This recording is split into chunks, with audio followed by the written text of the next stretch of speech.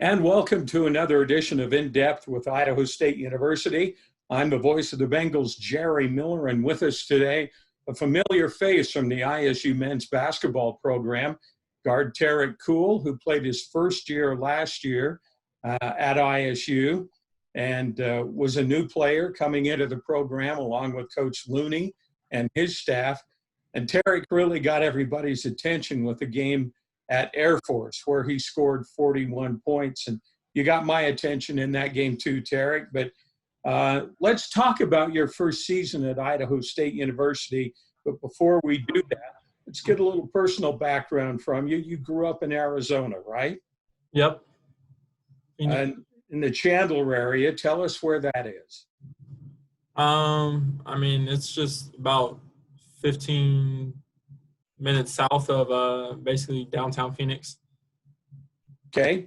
And talk about your family. Tell us who you've got in terms of parents, siblings, etc. Yeah, I have an older sister.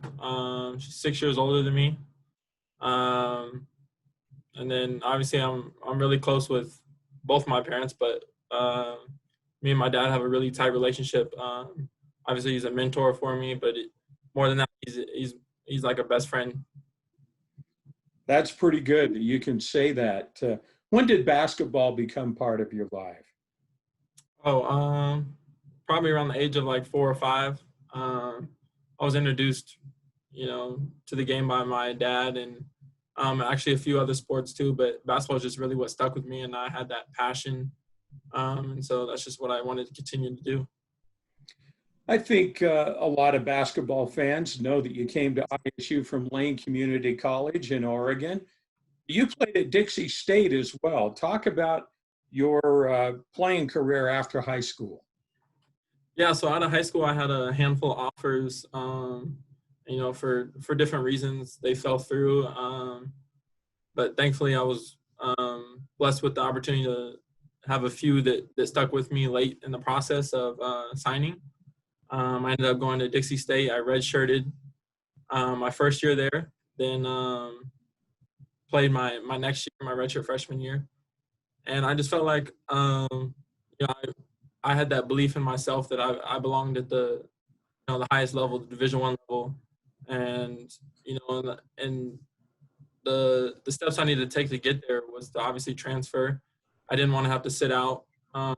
So the best option for me was to go the JUCO route, hopefully just get re-recruited again, and then just do that whole process over again and hopefully find the right fit and end up where I truly believe that I belong. So talk about how you ended up at Lane Community College and how that brought you to ISU. Yeah, so when I entered the transfer portal the first time, I actually went back home and one of the trainers, my on-court trainers that I had known for a few years, was in the Phoenix area, and he was a GA at University of Oregon, and I met him through a guy named Casey Benson. He was like a 3-time Gatorade Player of the Year in Phoenix, Arizona, and so I just was training with him, and then they're both from that area, and Coach Zolzel got the job as the assistant coach with Coach White at Lane, and he just thought it'd be a good opportunity for me to go and, kind of showcase my talent. And like I said, just get re-recruited again in the right situation for me. So you ended up with Coach Joe White, who subsequently ended up at ISU, and you came with him, right? Yep. Did he have to twist your arm? No, it's funny. The process actually was, I had a great relationship with Coach Looney, and it's funny because Coach Looney coached at Point Loma, which is in Dixie State's conference. So I was kind of familiar with him at that point, and I felt like I had a great relationship in the recruiting process. And then I had kind of planned out my official visit here once he got the job, and then he called me and ended up telling me that Coach White was going to be part of the coaching staff, and that was kind of just like the icing on the cake. But I had kind of come close to making that decision prior to knowing that. So your first year at ISU last year, you end up with a starting role that you held all season long. Talk about that experience last year at ISU. It was tough in terms of wins and losses. So many new faces to try to get used to. I've never been associated with a team that had so many players from one program come in at the same time, which we had from the College of Southern Idaho. Uh, Overall, just tell us about how the experience went for you. Yeah, it was a great learning experience. Obviously, anywhere you go, it's a tough challenge to turn around a program, especially when, like you said, you have an entire coaching staff, a new coaching staff, and an entire new team, um, and that presents its own challenges. But you know, like I said, we learned a lot from our wins and losses. But also for me, I took a lot away from being at this level and understanding the grind, and the day in and day out effort that it takes to be successful. Um, and so I think the biggest thing is just learning, how we can improve and continue to make strides in the right direction.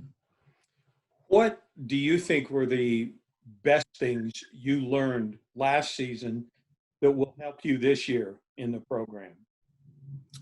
I would say, just understanding the ups and downs, and trying to minimize them as much as possible, and just kind of be on a consistent, um, track to, improving. And for me, it's just obviously now that I've been through the, kind of the gauntlet and everything, and understanding what it takes. I'm taking a new approach this year. Obviously, I'm the returner with a year of experience at this level, so I'm really trying to embrace that role, and coach is helping me along and stepping into that role. You had so many new teammates last year, and now here it is, pretty much the same situation. There are a few of you left that have carried over from last season. A lot of your former teammates have transferred to other schools. Um, your impressions of your new teammates and how you think the Bengals will be able to do this year whenever it is you're able to play. Yeah, I'm really excited about this year. You know, I don't want to put a cap on what we can do as a team, but I truly believe that we have a legitimate chance at competing for the title and maybe winning 18 to 20 games. But I think this year is a different type of relationship. Obviously, I don't want to talk too much about last year, but this year I feel like there's a different tight knit about this group. You know, us being the seniors, me and Malik, and I feel like we've built a great relationship with even the incoming freshmen and the JUCO transfers. And just overall, the team atmosphere is a lot better this year. And obviously the basketball aspect, we have complete different type of players, players that shoot the ball. We have two really dominant bigs that will allow, obviously Malik to play his position. And I just think overall it's just a way better team. And I think, I'm excited about the opportunity to go out there and showcase what we're truly capable of doing. Personally, for you, Tarik, how tough has it been to go through this whole pandemic situation? You're back in school now. And as you talk about that, tell us about your classroom situation. And are you taking classes face to face? How many are online?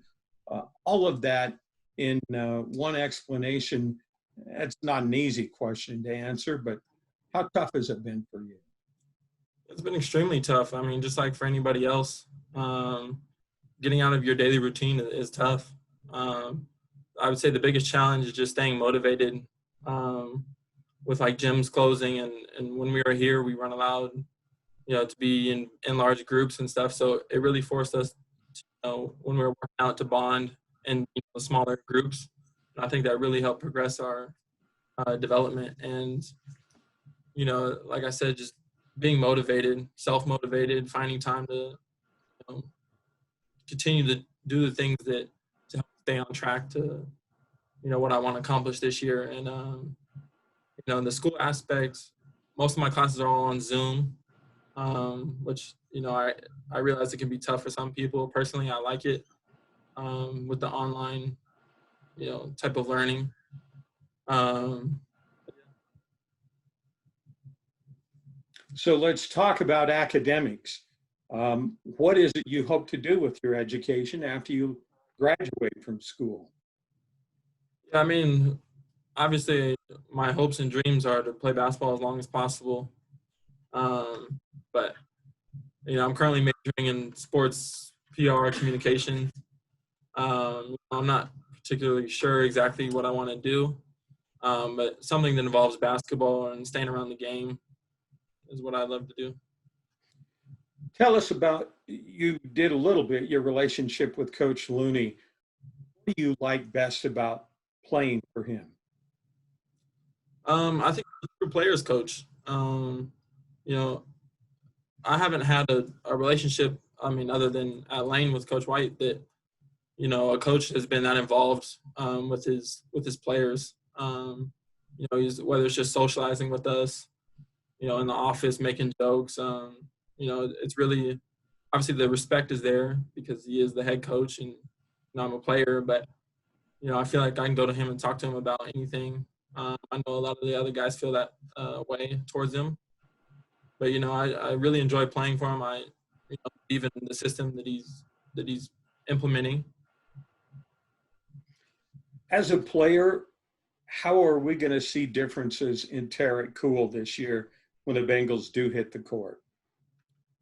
Yeah, I'm always trying to be better, whether it's efficiency, scoring, assists. But like I hit on it a little bit earlier.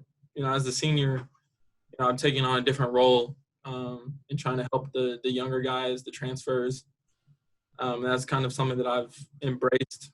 And then obviously to help me accomplish my goals, which is, years down the line or wherever basketball takes me, playing professionally or whatever, is just developing my body and, continuing to get stronger, faster, quicker.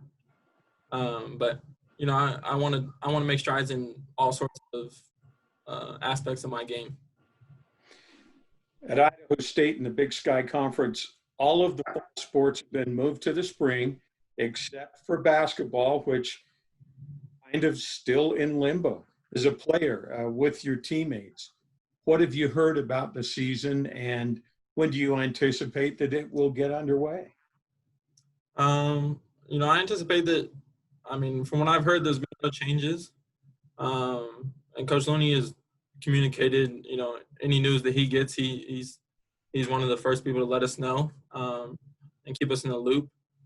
But for us, it's just about staying focused and continuing to get better each and every day, and understanding that some things are just out of our control. And the best thing that we can do is continue to prepare and be ready to go when it is time.